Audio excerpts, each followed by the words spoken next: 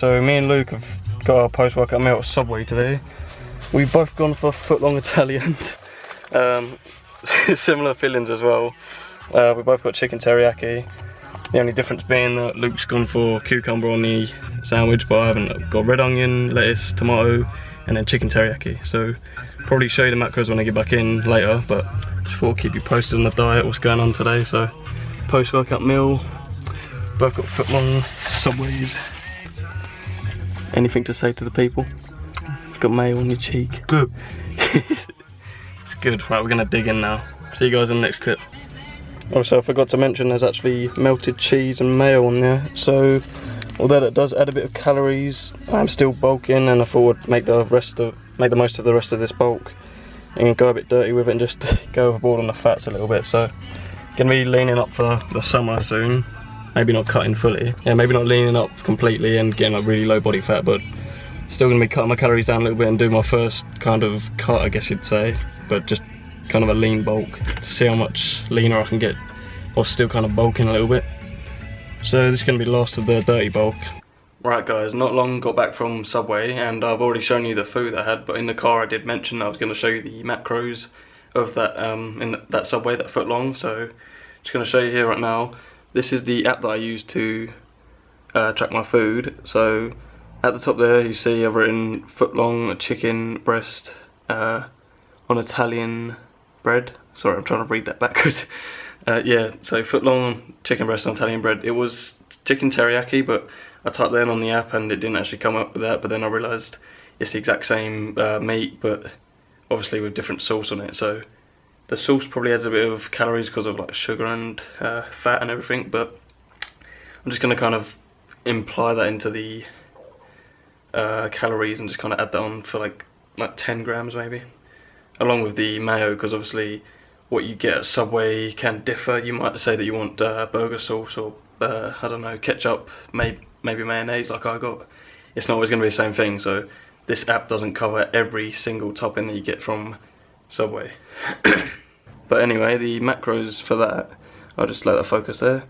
The total calories is 700, the fat 17, carbs is 85, and proteins just over 50, so 51 grams there.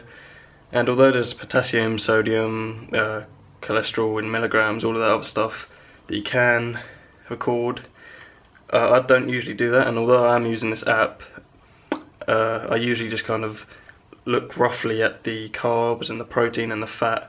Sometimes not even the fat when I'm bulking, because I tend to go over my calories quite a lot with the fat, and I'm not that bothered by that because luckily I have quite a fast metabolism, and although I'll get a little bit of baby fat, bit of puppy fat, still not that bad. So yeah, what I'd usually do is use this app, and if any of you are wondering, this is called MyFitnessPal. You can find it on the Apple App Store, and I think it's also on Android. So there you go, that's the logo if you're looking for it, that blue one there right next to Instagram. So yeah, I'd usually go on that for things that, usually when I'm out eating, so if I go Nando's, get a meal deal from Tesco, maybe go Subway like I did today, I'll look up what it is that I bought, I'll take note of the fat, the carbs and the protein, and I'll simply go over to my notes app, and what I've got set out is carbs, protein and fat and sugar as well, because sugar, in case you didn't know, is a faster releasing carbohydrate, and so when you're bulking it's more helpful to get complex carbs, which is the other type of carbs. So with bread, potatoes, that kind of thing, that's where you're going to find those complex carbs. So yeah, I'm just going to show you that as well. So here's all my notes. I got the note is called daily macros, because each day I wake up, I have a meal and I'll change it. So got my surplus there just to remind myself that these are the figures that I'm trying to reach in order to gain muscle and be in a large surplus, not just like a lean bulk or eating my moderation of calories.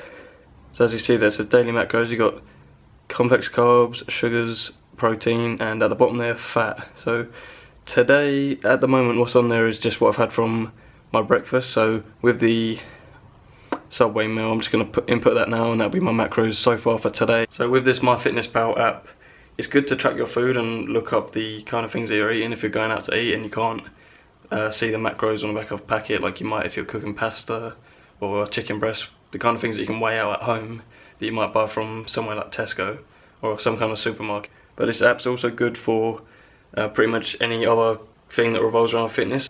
More of the diet side of things rather than actual exercise tips and that kind of stuff. But you know, food intake and how you control your diet is like 70% of hitting your goal in the gym. So you can track the food intake and the calories, obviously.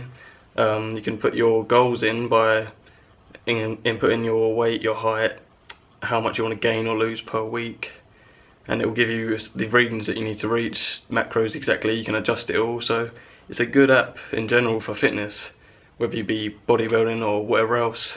So definitely check that out and add that to your phone apps if you haven't got that already. That's just about it for today, so I'll see you guys tomorrow, hopefully bringing you a back and bicep workout. So see you guys in the gym.